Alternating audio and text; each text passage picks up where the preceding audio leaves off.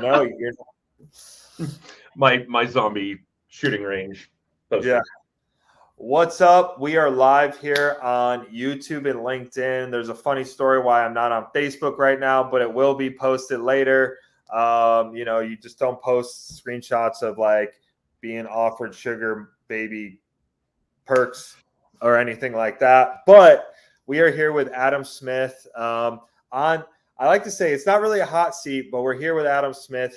He's always promoting and lifting agents and other lenders up and doing coaching and speaking. So I figured he reached out to me to say what's up. So I asked him, hey, do you want to change roles for a second? So what's going on, Adam?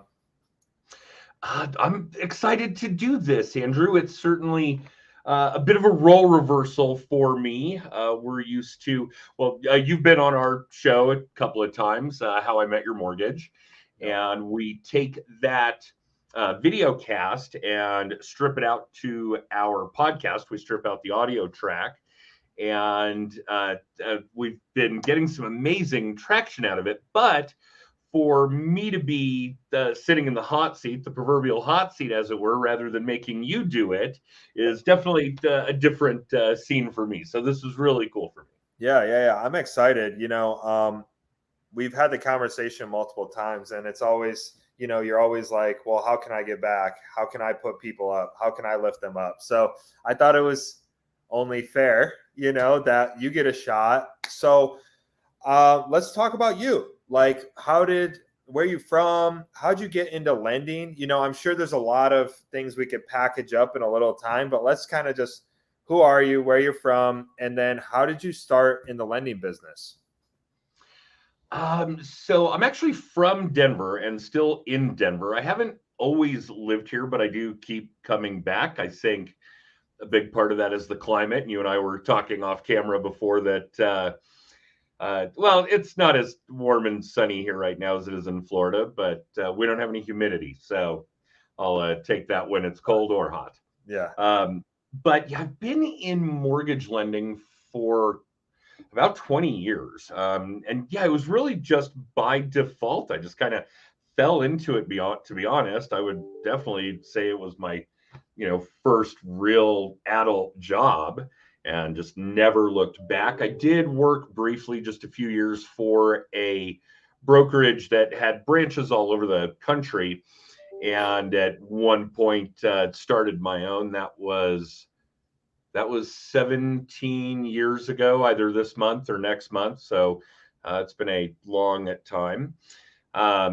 And then, God, I don't know, maybe 10 or 12 years ago, started coaching other salespeople, originators, real estate agents on lead generation practices. And that's how Just the Tips spawned from there. And I've published a book under the same name as the company, Just the Tips. And yeah, I just kind of split my time as best I can between my mortgage practice and between my coaching practice, and love them both. Yeah, that's awesome. So about your book, real quick, can they buy your book online? Oh, absolutely. Yeah, it's on Amazon. I should have a copy within reach at all times. You'd think I'd be smart enough for that. But yeah, in fact, you can get all kinds of cool information about that side of my day-to-day with our text code. If you text TIPS to 63566, it'll ping you back all kinds of stuff, including how to get the book. Awesome. So things are getting interesting, right? Because the last 2.5 years, it's been buy. People are pulling money from everywhere, right? Lending was, we were spoiled with interest rates. Interest rates are going up and people are like, oh my God, they're so high. I'm like, they're really not. They're just normal. They're like going back to normal, right? They're still way below normal. Yeah. What, like, because I think when my mom got a house, this is years ago, we were like 10%. Just something ridiculous, right? So what are you seeing right now? What's like, I know none of us have a crystal ball, right? Because the Fed can do whatever they want at a pivot, right? So what are you seeing? What are you seeing in the market from your agents and your side on the lending? Well, let's not be confused. It's very, very difficult for the Fed to understand how an economy actually works, apparently. Yeah. Um, but what the Fed does really only has an indirect impact on mortgage rates. The Fed deals in short-term rates, so you do see impacts on car loans and credit cards, that kind of thing. But obviously, mortgages are very long-term. And mortgage rates are dictated by the mortgage-backed securities market and nothing else. Now, and the mortgage-backed securities market is a free market. It trades like stocks, commodities, those kinds of things, any other securities. So it's really the free market that's dictating that. So let's not muddy the line between that too much. And obviously, what the Fed does have an impact on the global economy, which then does have an impact on other free markets and securities and mortgage-backed securities and subsequently mortgage rates. And yeah, there's no ifs, ands, or buts. Mortgage rates are up quite a bit. Most of that occurring this year, and a big, big portion of that happening just over the course of this month. It's really been interesting. And yeah, typical mortgage rates probably going from high twos to high fours today. Most of that occurring just over the course of this year, 90 days, one quarter. Yeah. So it's certainly a big deal, although we are on a multiple day string here of rates going down, which is certainly a positive. And in fact, in some cases, it's been enough of an impact where I have clients buying homes where we still have enough time between today and closing, where I've pulled the loans from the investors, sent them to new investors because I can get a better rate. That's awesome. Well, that's really one of the neat things about being a broker. And I know you kind of wanted to talk about retail versus wholesale, banker versus broker, that kind of thing. So being a wholesale mortgage broker gives me the freedom to do that when the stars align. So we do have a handful of clients that we've done that with in the last week or two. We've pulled and submitted elsewhere this week, and that's kind of a no-no in the industry. You're, I don't want to say judged or graded, but essentially judged or graded on your pull-through rate from locking a loan to closing a loan. Yeah, but it's about the customer, right? It's absolutely about the client. I don't want to burn any bridges with any of our investors, and we love them all. Otherwise, we wouldn't be using them to begin with. But I do have to make some exceptions when the market behaves exactly the way that it does right now. So if we have a few days where the mortgage-backed securities market is performing and rates are coming down, for one client, it meant a quarter point difference in rate and hundreds of dollars different in cost, both to their benefit. Yeah. So when we're talking about those kinds of numbers, it's got to be done. And 10 years ago, when we saw a fluctuation in an interest rate of a quarter point and people were borrowing 150 grand, 200 grand, whatever the case may be, not an enormous ordeal. But Denver, and I know you know Denver really well, even though you're not here, and I'm still bitter about it. I think we just hit an average residential price of like $740,000 in Denver. In the city limits, mind you. Not that the suburbs is a big difference. The metro area is probably 650, 675. So we're at the range. So people are borrowing a lot more money, right? The conforming loan limit is almost $700,000 in the Denver metro area now. That's crazy. So a quarter point on $600,000 is a big deal. Yep. Right? That makes a significant change. But let's talk about what we think is coming in the future. And I know you mentioned crystal ball, and yes, mine's in the shop. So we'll see if that happens. And I am certainly not going to pontificate to be an economic expert, but there are a small handful of people that the mortgage industry does consider such. And the general consensus I would say right now is that, yeah, the housing market's not going to change. And if we look at the hard stats that define that, the rate at which builders are building, the rate at which the boomers are moving out of their homes or dying or going into retirement homes, right? Which doesn't happen. People are living longer. They're staying in their homes longer. We're not going to have inventory. We are going to have demand. So the supply is going to be a real problem. We could very well see years like we've had the last few for another 20. Okay. Again, that's kind of scary. It's kind of scary, no question. I mean, we've been getting 20% a year. The Goldman Sachs report at the beginning of the year said major metropolitan areas can expect another 20% this year. If we continued on that trend, it's really scary. But let's be conservative about it and say 10%. But in 20 years, the value of a home is going to double twice. I mean, that's Looney Tunes. Yeah.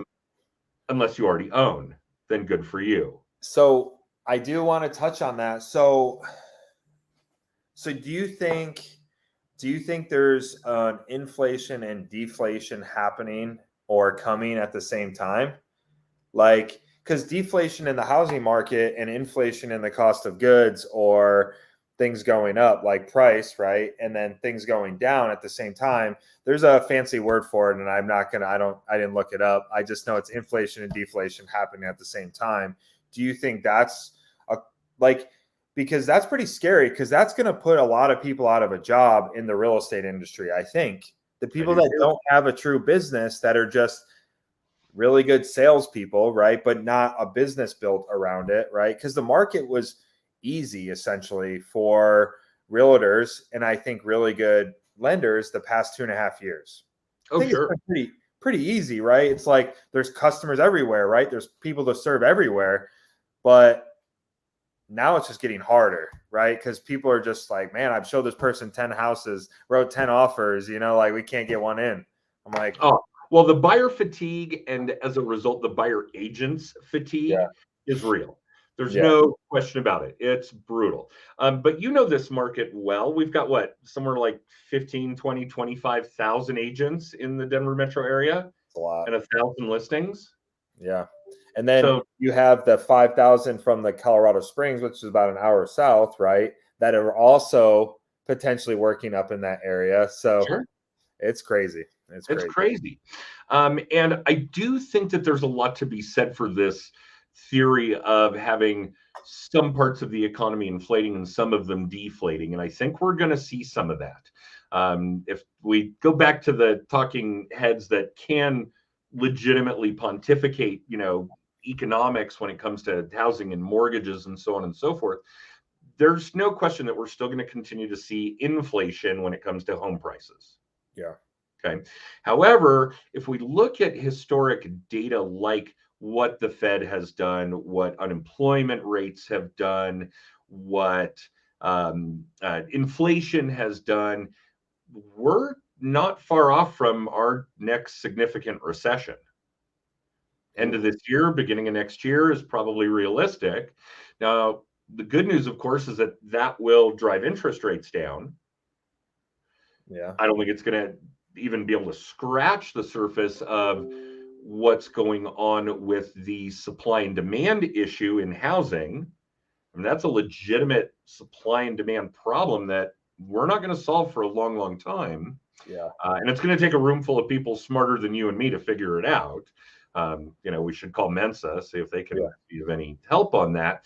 I do think we're going to see those wires cross, those channels intertwine, certainly in the next 12 to 24 months.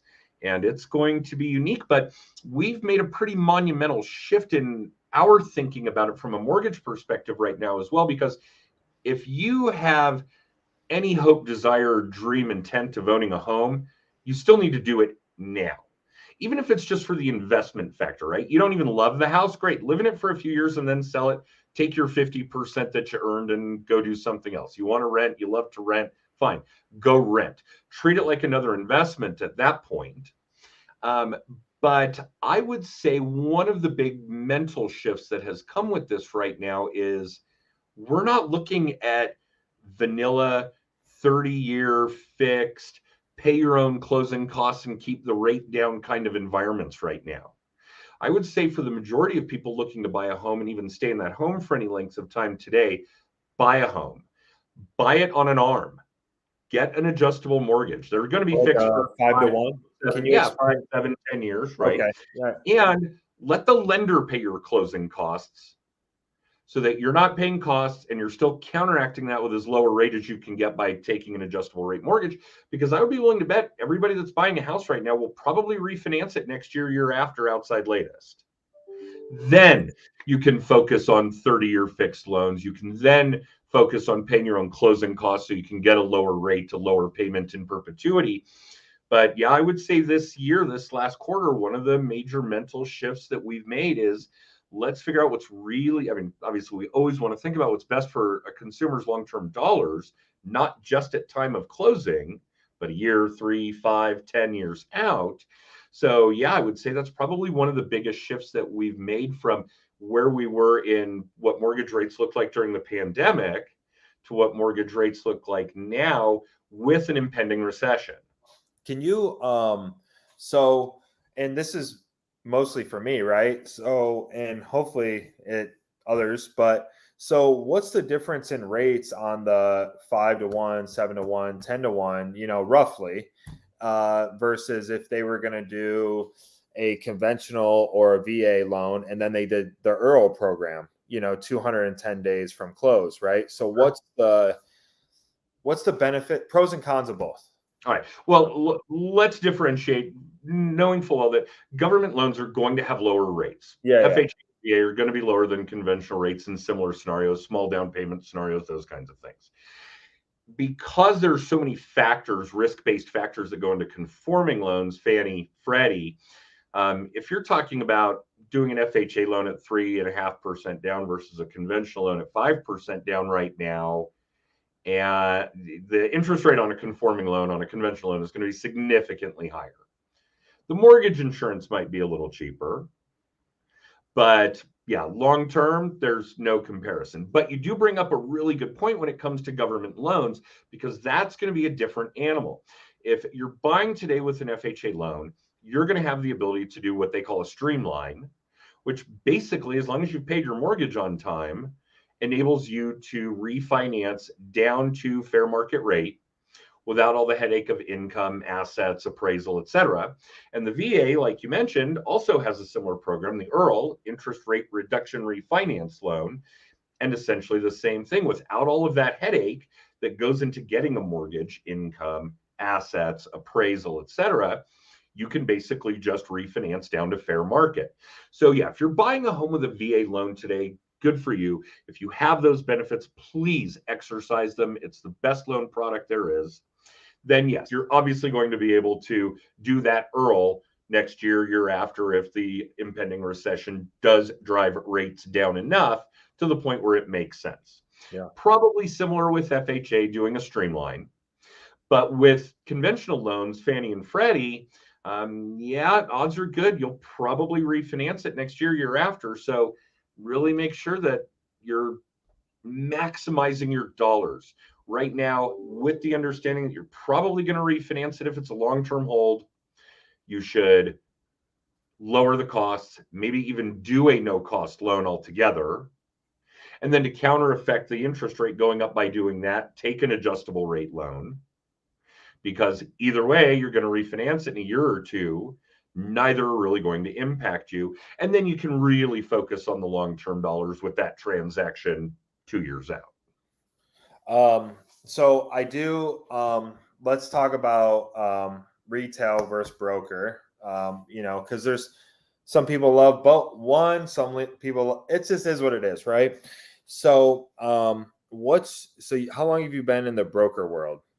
About 20 years. Oh, okay. So you've never been in retail, right? I have never been in retail. And it's funny because a lot of people ask me, a lot of our coaching clients, and a lot of our coaching clients change companies through the year that we coach them, or maybe a little more than a year, depending on who it is.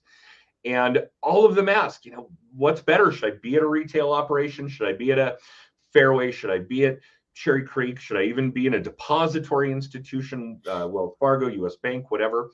Or should I be a broker? And I can't answer that for them. Yeah. I don't know. I do know what the benefits of being a broker are, that I work for an operation that only does mortgages. Obviously, retail depositories are kind of a, jack of all trades, master of none kind of mentality in my mind. We do ATMs and we do car loans and we do IRAs and we do CDs and we do savings accounts. Oh, and we do mortgages. Yeah. Right. Historically, being a wholesale broker does provide us an opportunity to have better rates and costs. My model is even a little different than that because it's strictly repeat and referral. I don't have any middle management. I don't have any advertising. So I'm even able to do what would be referred to as a comp plan or a compensation plan at a lower mark than what goes on in the average wholesale mortgage broker channel as well. So that makes us very competitive. But if we're talking to other loan originators that are making the decision, it's hard. I would say it's about the company culture.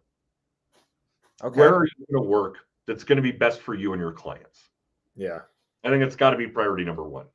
When we're talking about you, for example, where are you referring potential buyers in Florida?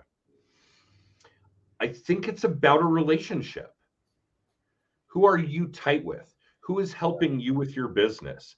Who is wanting to help ensure that you can put your kids through college? Who is inviting you to their home for dinner?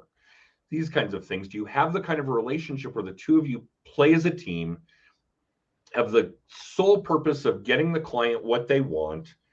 Nobody's antagonistic. Everybody's working on that same goal.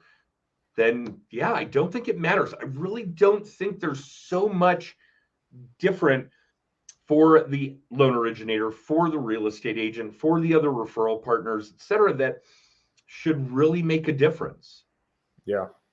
For the consumer, it's a gray area. The average consumer, yeah, you're probably going to get what you want in a better manner, a more effective manner, a more cost-effective manner with a broker. But there are exceptions. High balance, high net worth individuals that have relationships with depository institutions. If you're in Wells Fargo's private wealth management system, they're going to get you a kick-ass deal on a jumbo loan.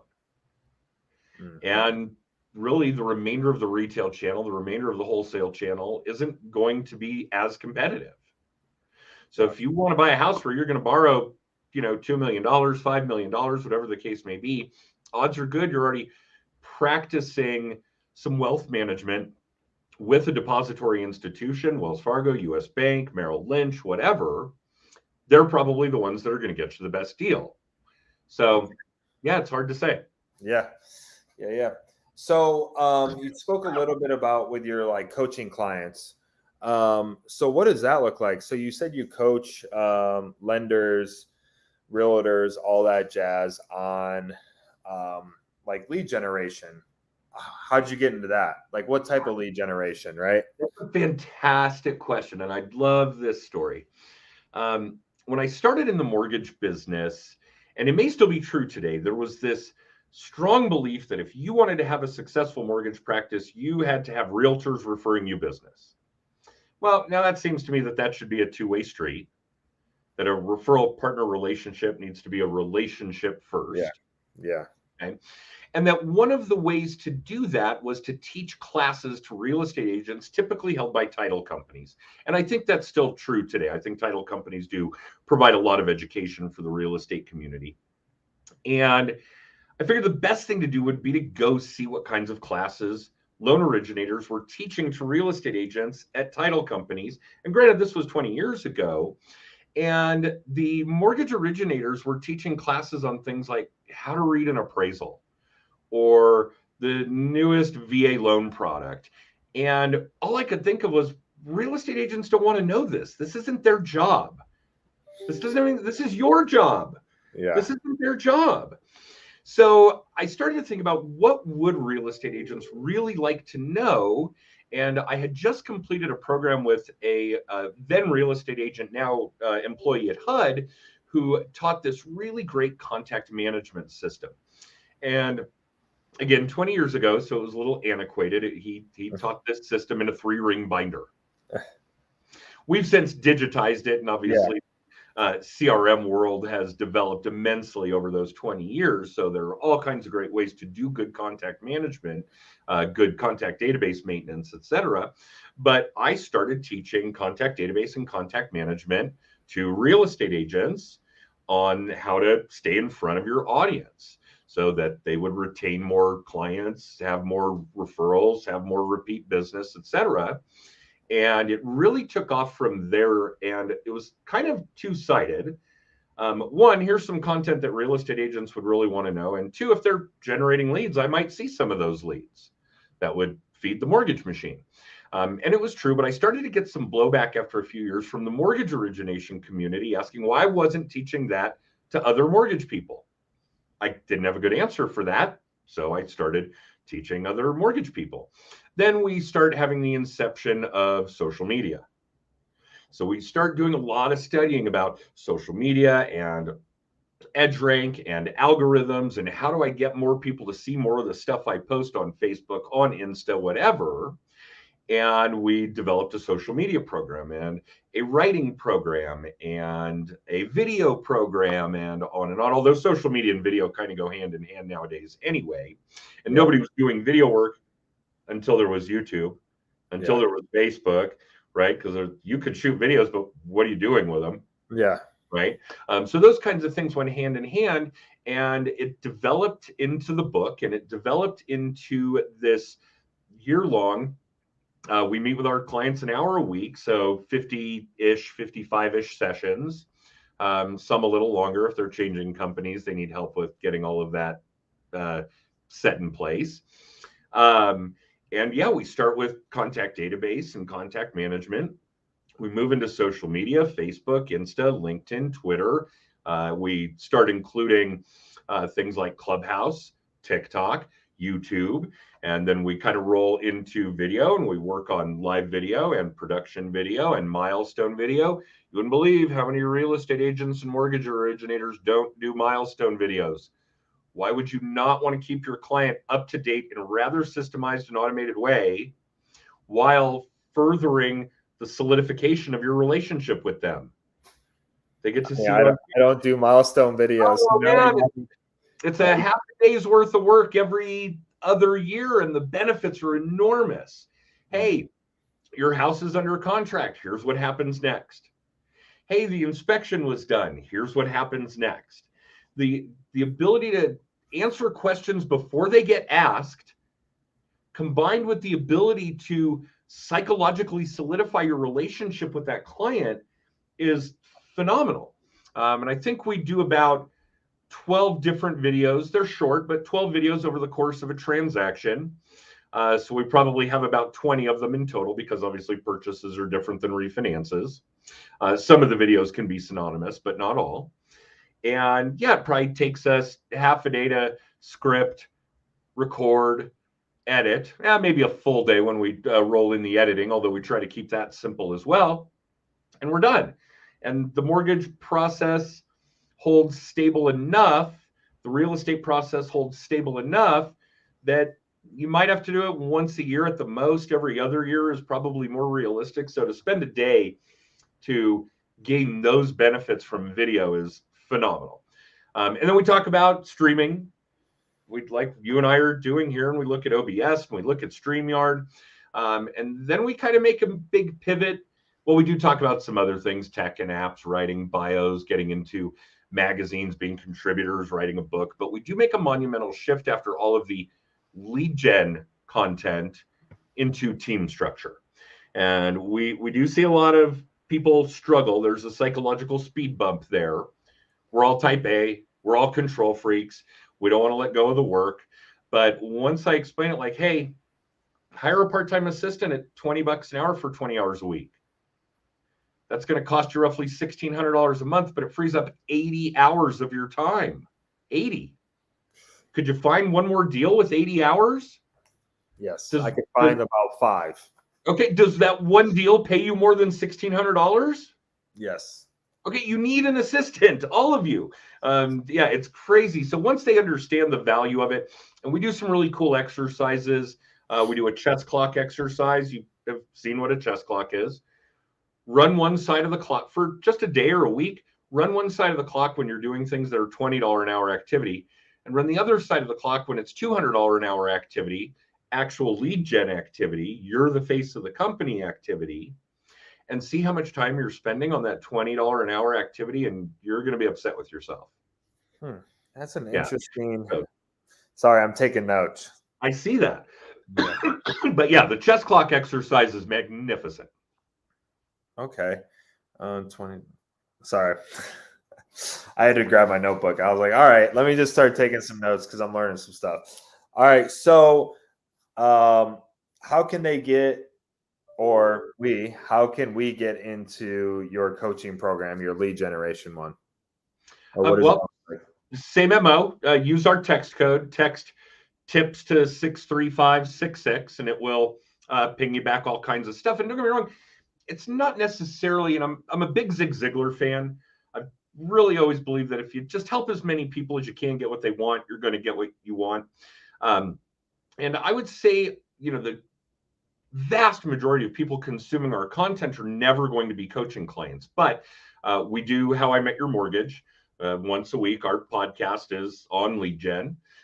We do a video blog every week called the Weekly Little Tip, which is, just a couple of minutes of the video of something you could be doing to increase your business, to solidify your client base, to build those psychological connections, etc. And we do a monthly voicemail drop. You probably get it. Those kinds of things. Hey, here's a quick tip on something you could be doing to increase your business, sort of thing. So we put an awful lot of content out there just for people to consume with the hope that it'll help. What is the text? You said it really, really fast, and I can't write that fast. Text TIPS, TIPS. Okay. To 63566. 63566. Okay, cool. All right.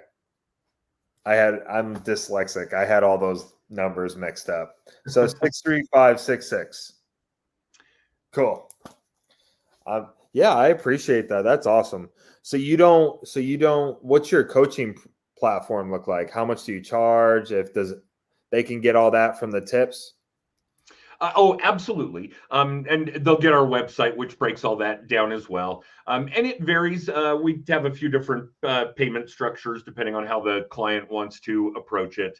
The real thing to be concerned about, because, on average right now, you might spend, I don't know, the GCI of 2 or 3 deals for the entire year. Maybe. And obviously what we want to do is help people create another 2 or 3 deals a week or 2 or 3 deals a month. So the cost isn't really significant. In fact, we don't make much money doing it. In fact, personally, I've never made a dime doing it. Oh, really? Yeah. I mean, I'm able to pay my team. Okay. I'm able to put some other things in place, but I've never actually made an income from it personally. Don't need to. I'm happy to help. But the time commitment is significant. For you to commit an hour a week for a year to me, or for me to commit an hour a week for a year to you, is a big, big deal. So we are relatively selective about who we'll work with. We really want to make sure that it is going to be somebody who's going to adopt and implement and really do these things, and then hire people and teach them how to do these things so that they don't have to. But yeah, it's we've still, to date, after all these years, turned down more people than we're willing to take on. Yeah, I mean, I'm a big believer on coaching. Like at each level, you need a new coach or something different. And everybody was like, "Why don't you get a real estate coach?" I'm like, "No, because I need a life coach. I know, like, I need like a life coach, or I need like an overall business coach, not just somebody that has only sold real estate." So I actually, I have a Tony Robbins coach right now. Okay. So, Well, I was like, in everybody's career, you may want a real estate coach. Yeah. No, it's just like different levels and getting through and whatever you need at that time. Right. And I think coaches are great. The people that like knock coaching or say, "Oh, I do all of it for free," I'm like, you're like doing a disservice to all these people that you're putting out this garbage to, because everybody needs a coach. I don't care what level you're at. If you're a billionaire, I bet you have a double billionaire coach. I don't know. You've probably had lots of coaches. Yes. If you're a billionaire. Yeah. And my next coach that I'm interviewing with right now is going to be a mindset coach. But know this, the group of people, a coach included, that took you from being new in the business to doing 50 deals a year is not the same group of people or coach that's going to take you from 50 to 100 deals a year. Yep. Or to owning a business, running a business that's doing 500 deals a year, those kinds of things. So we know our place and we know what content we want to put out. And when we're done, we basically put you back in the boat and kick you out to, open water. Yeah. It's one of the things that's really different about us versus a lot of mortgage and real estate coaching companies is that we don't want to keep you on. We don't want you to keep paying us. Well, sure, if you want to keep paying me, great. Yeah. But I know what my set content is. And when I'm done, we're done. You now need to go find the next coach. Yes, we took you from doing 50 deals a year to 150 deals a year, but I'm not the guy that's going to help you build a real estate empire in multiple cities or states like you're at. And you need a new coach. So, yeah, unfortunately, there is still a lot of negativity surrounding that space because there are still a lot of coaches out there that will try to keep you on and keep you paying and, pay us every week, pay us every month. And basically we're just going to do that until you throw your arms up and say, I'm not paying you anymore. Yeah. I had a business coach. One of my business coaches, Ian, we're still connected. We still talk all the time, right? Even on social media.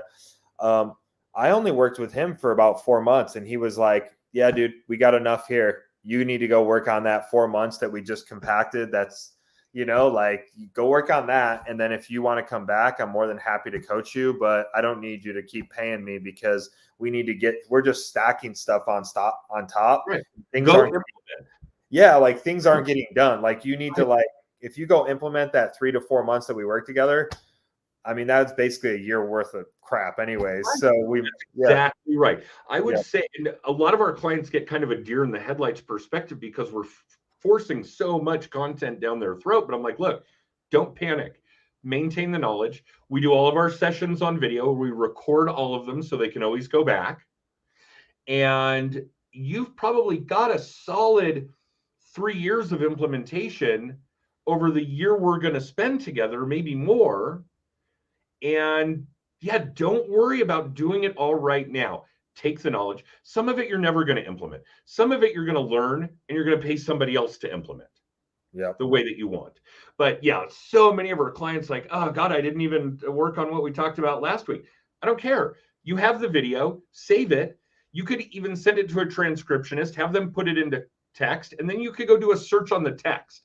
What did Adam say to do with comment farming in Facebook groups? Oh yeah, I'll just do a text search on comment farming or Facebook groups, and I'll be able to find that content. And we do have clients who have done that in the past as well. So yeah, it's never going to be something where you could take what I'm telling you week after week after week and get it implemented, structured, systemized, automated in a week's time, and then go learn the next tool in the bag. It would never be possible. I do.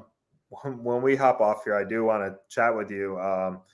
Not necessarily right when we hop off, but I do want to chat with you about these milestone videos because we just put in we just retained one of our agents that were somebody else was trying to poach her away, and we're like, well, what do they want? Or what are they giving you, right? They're like, she was like, blah, blah, blah. I was like, cool, we'll do it, whatever. Stay on. We want to keep you, right?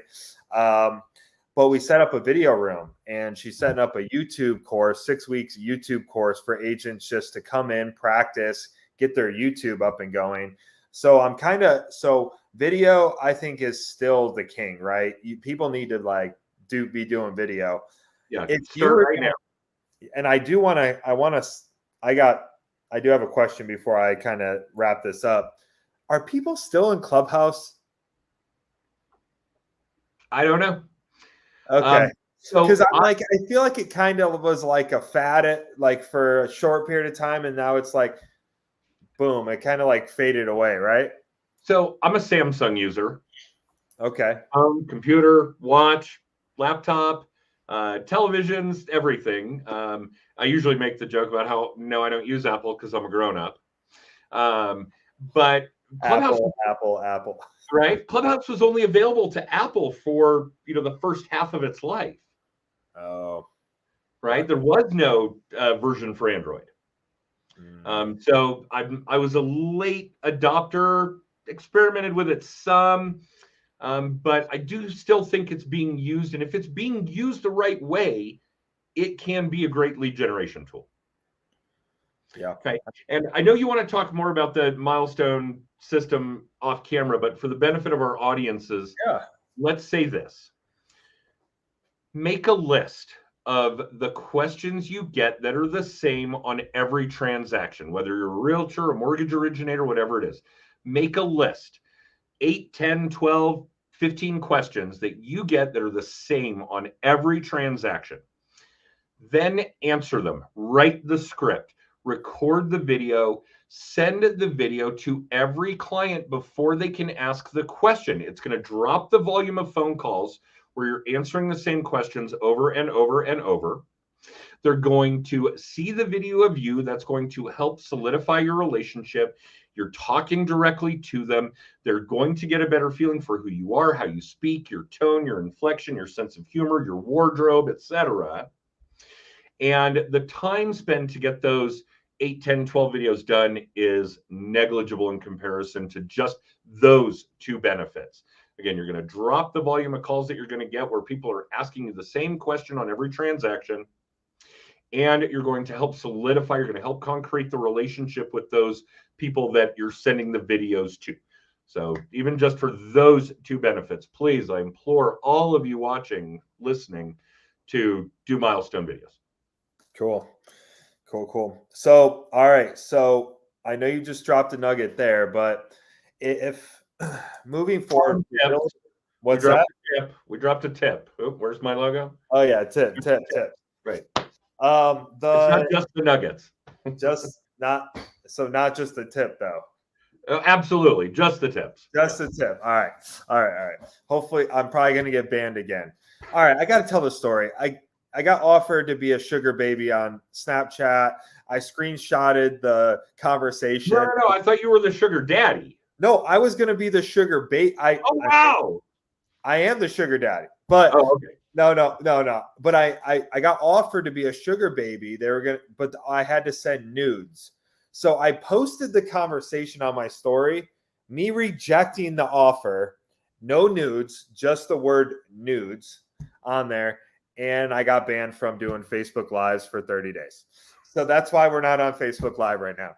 So, this is bullcrap. It's bullcrap censorship. That's not even real. It's not even real censorship. It's like, but anyways. So, if you were going to give some nuggets and some tips to agents and lenders to insulate themselves, prepare for the next 12 months of their business, right?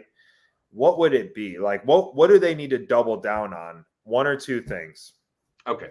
So one, I want to make sure, let's not propagate any fear about it. If you have been in the business a while, maybe you saw what happened in 07, 08, 09.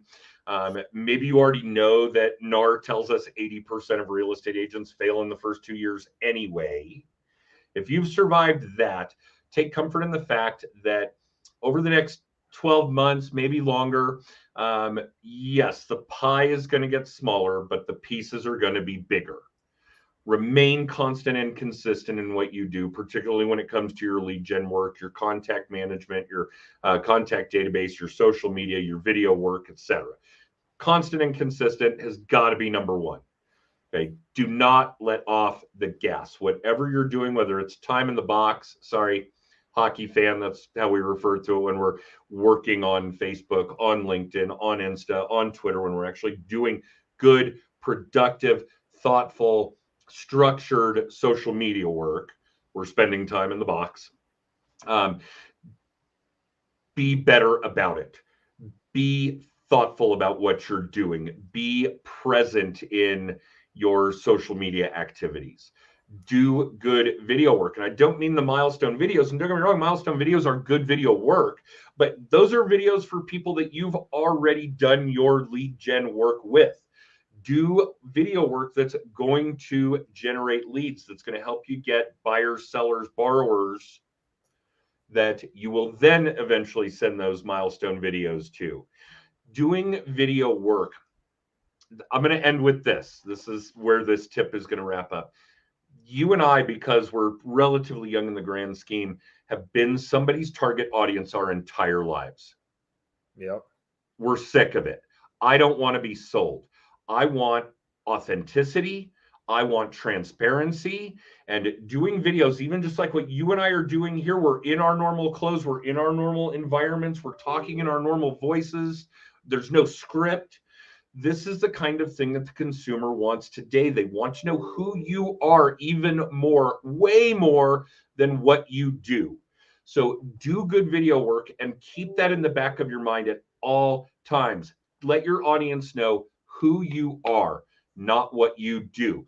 You're going to attract people that like you, that you would like, that you would want to work with. And even though you won't know it, you're going to repel people that you wouldn't want to work with as well. Okay. All Right. right. So do good, authentic, transparent video work, letting people know who you are. They already know what you do. Everybody you interact with knows you're in real estate. It's not a secret. You're not keeping it a secret. So focus on the who you are. Love it. Love it. Run with your tribes. If you're a vegan, don't do videos for the Cattlemen's Association. Be you, right? Don't Right. try to be something you're not. Yeah. Love it. Love it. Well, so again, to get in touch with Adam Smith, text TIPS, TIPS at 63566. And you'll be able to get in touch with him, get all this great content, hire him, work with him, send clients his way, or clients. Yeah. Clients his way. Yeah. I said that. Yeah. You nailed it. Yeah. Again, sometimes I'm dyslexic, right? So, I appreciate the time. I should have had my notebook out at the beginning, but it just like dawned on me. I was like, man, I'm like missing out on stuff. So we're going to get going on these milestone videos because I really, really like them. But yeah, I appreciate your time. Thanks for being the guy on the opposite side this time. When you suggested it, I was like, what do I do now? Yeah. Are you sure? Can I do? Yeah. Okay. I can do this. But yeah, no, thank you for the idea. I'm glad to have the invite. Yeah. We should do it again sometime. I appreciate your time, Adam. I know we're going to try to keep it to 30 minutes, but here we are almost 50. Yeah, we did all right. And this is how you and I get to hang out 2,000 miles apart. Yeah. Warm, cold. It's actually really beautiful today. I won't rub it in, but yeah. We're going to be in the 60s. You know full well that a dry, sunny 60-degree day in Denver is perfect. It is perfect. Colorado's the only place that you could play 9 holes, 9 runs on a slope and catch 9 innings. So, that's really well said. I don't think I'd ever heard somebody throw the baseball analogy in there too. Yeah. Yes, you can ski and golf in the same day. Yeah, you actually can ski, golf, and baseball in the same day. Yep, you would be tired as heck, but you could do it. But thanks, guys. Thanks everybody that watched us or gonna watch us. Hopefully, we provided a ton of value for you. I'm sure we did. Adam dropped a ton of nuggets and tips, not nuggets, tips. And if you want to reach out to Adam, just go to text tips at 63566. Cool. Thanks.